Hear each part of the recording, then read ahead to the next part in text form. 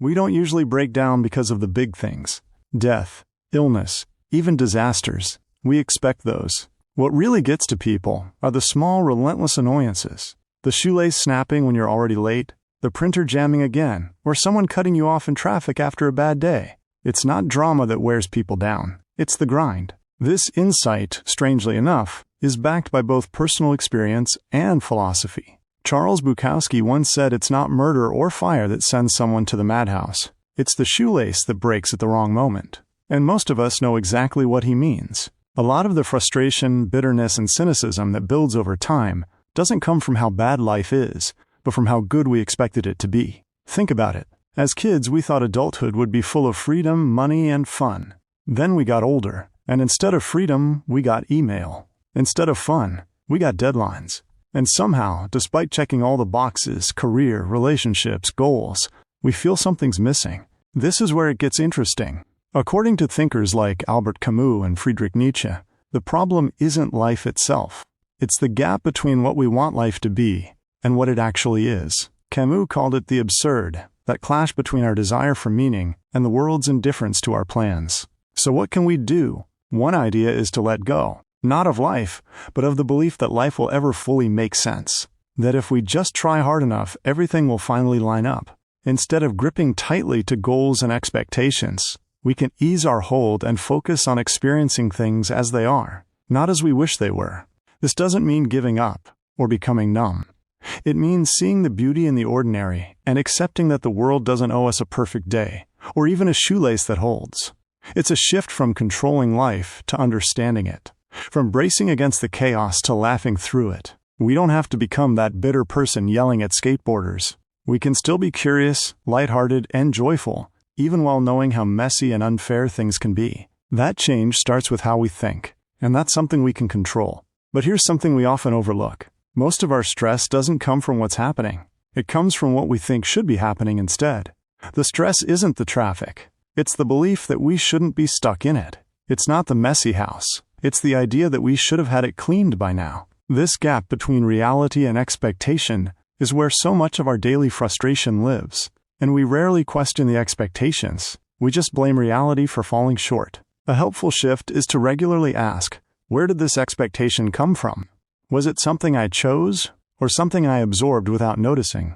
A lot of us are walking around with standards we never set for ourselves, trying to live up to things we never consciously agreed to. It's not weak or passive to adjust expectations. In fact, it's often the smarter move. High standards aren't helpful if they're based on illusions. When we get clear on what actually matters to us, we start to care less about keeping up appearances or meeting arbitrary goals. The result? Less internal pressure, less guilt, more freedom to focus on what's real. Life is not a puzzle to solve or a ladder to climb.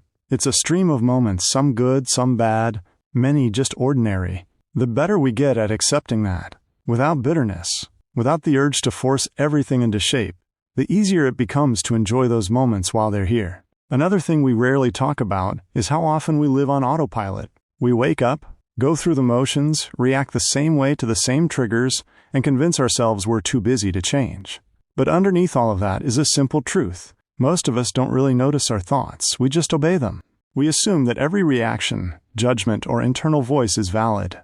But not everything your mind tells you is helpful. Not every thought deserves attention. Some are just old mental habits, formed years ago, based on fears or rules that no longer apply. Take a moment when you feel frustrated or defeated and ask, what am I believing right now? It could be something like, I should have figured this out by now, or I can't handle this. The belief may feel automatic, but it's not permanent. You can challenge it. You can change it.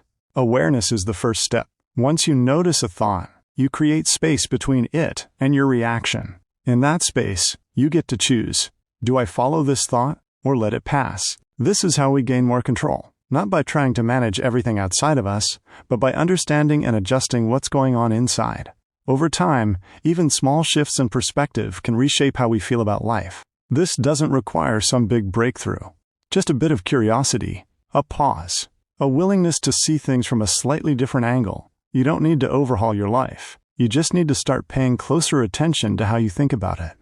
There's also something else we rarely admit. Even when life is going well, we often feel uneasy. Things can be objectively fine. Job stable, relationships solid, no urgent problems, yet there's a quiet discomfort under the surface, a sense that something's missing, or that we're waiting for the other shoe to drop. This feeling isn't a flaw. It's part of being human. We're wired to scan for threats, to keep moving, to solve the next thing. And in a world that constantly tells us we should be happier, richer, calmer, or more productive, it's easy to feel like we're always behind, even when we're not. Maybe we don't need to feel great all the time. Maybe we just need to feel present. We don't need constant positivity. We need moments of real awareness, of noticing our lives without immediately trying to fix or improve them. This doesn't mean settling or pretending everything's okay when it's not. It means recognizing that discomfort, uncertainty, or boredom aren't signs that something is wrong.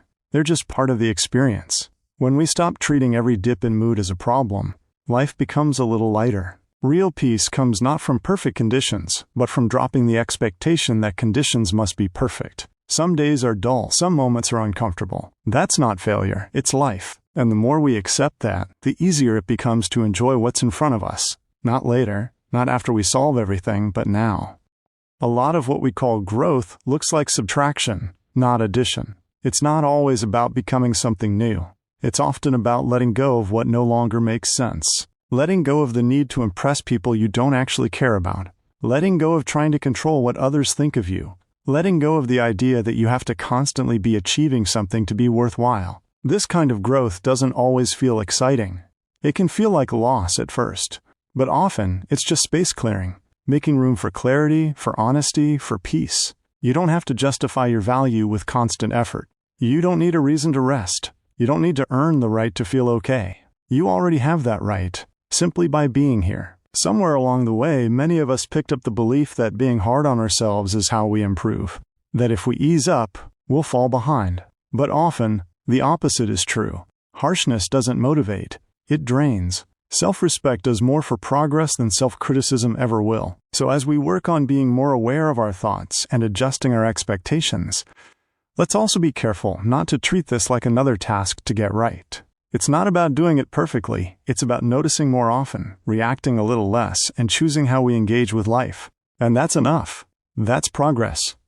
There's something powerful about noticing how much of life is lived on assumptions. We assume other people are thinking about us more than they are. We assume we'll be happy when we get the next thing. Job, relationship, house, recognition. We assume that everyone else has it more figured out than we do. But when we stop and actually look, most of these assumptions don't hold up. Everyone is trying to figure it out. Everyone has insecurities. Everyone questions whether they're doing the right thing. The person who looks completely put together might be falling apart in private.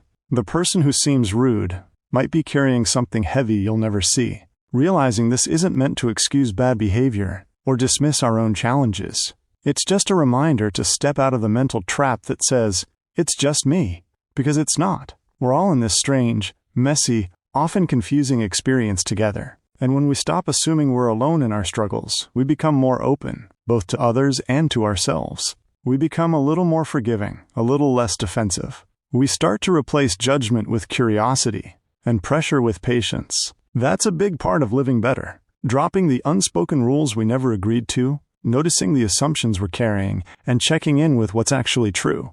Not what we fear or what we've been told, but what's real for us. Because when we strip all that away, what remains is a life that's still difficult, still unpredictable, but also more honest, more connected, and more manageable. So where does all of this leave us? It leaves us with the simple truth that life is never going to feel totally figured out.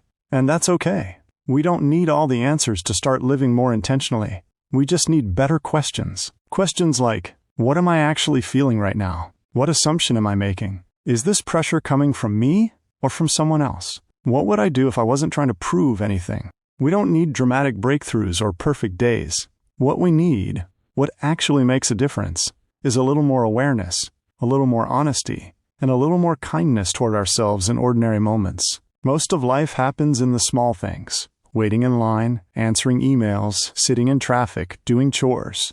These are not distractions from life. They are life. How we show up for them shapes how we feel, day after day. When we start to let go of the idea that life is supposed to feel a certain way, we make space to appreciate how it actually is.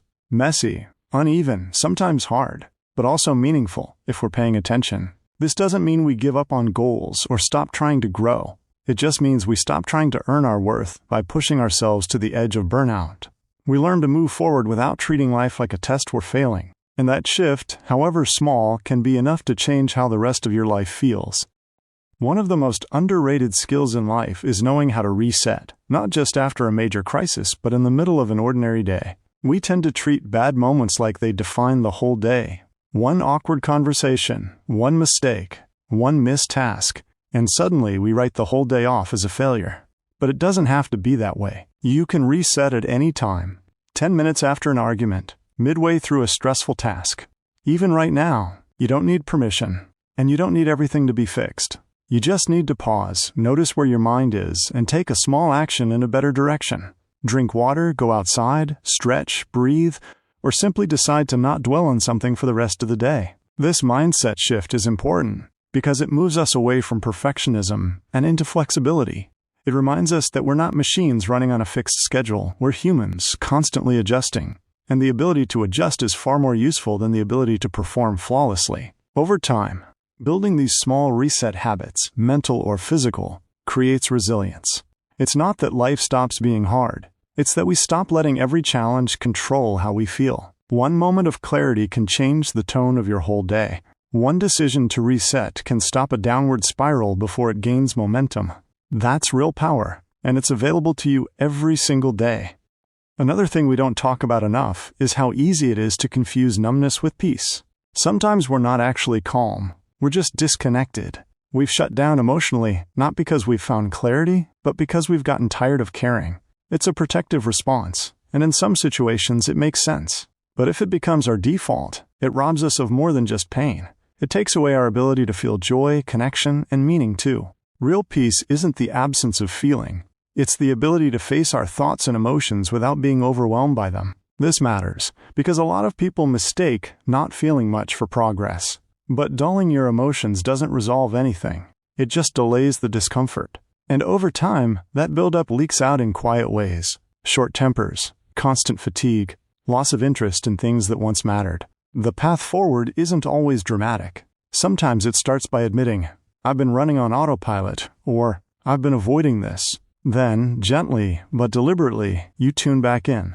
You ask how you're really doing, even if the answer isn't great. You don't have to fix everything right away. You just have to start showing up again, for yourself. This is how real emotional strength is built. Not by avoiding discomfort, but by learning how to sit with it, understand it, and move forward with clarity instead of avoidance. Peace doesn't come from blocking out the world. It comes from being able to face it without losing yourself in the process. At the end of the day, the most valuable thing you can learn might just be this. Your relationship with yourself is the foundation for everything else. Not your productivity, not your image, not how much you've achieved. What matters most is how you treat yourself when things are hard, how you speak to yourself when you fail, whether you give yourself room to grow or only pressure to perform. Because the truth is, no one else sees all the effort you put in. No one else feels the weight of your doubts, your self-criticism, or your quiet wins. Only you live inside your head full time. So how you think, how you process, and how you talk to yourself isn't just important. It shapes your entire experience of being alive. That's why awareness matters. That's why mindset matters. Not to impress anyone else, but to improve the quality of your own life from the inside out. It's easy to get caught up in goals and plans and future versions of ourselves. But progress isn't a finish line. It's how you carry yourself through the ordinary moments, how you come back to center, how you keep going, how you treat yourself in the in-between. So if nothing else, remember this. You don't need to become someone else. You just need to keep showing up as who you are, with a little more honesty, a little more compassion, and a little more intention. That's how real change happens. Not overnight, not all at once, but gradually, moment by moment, choice by choice. And that's more than enough.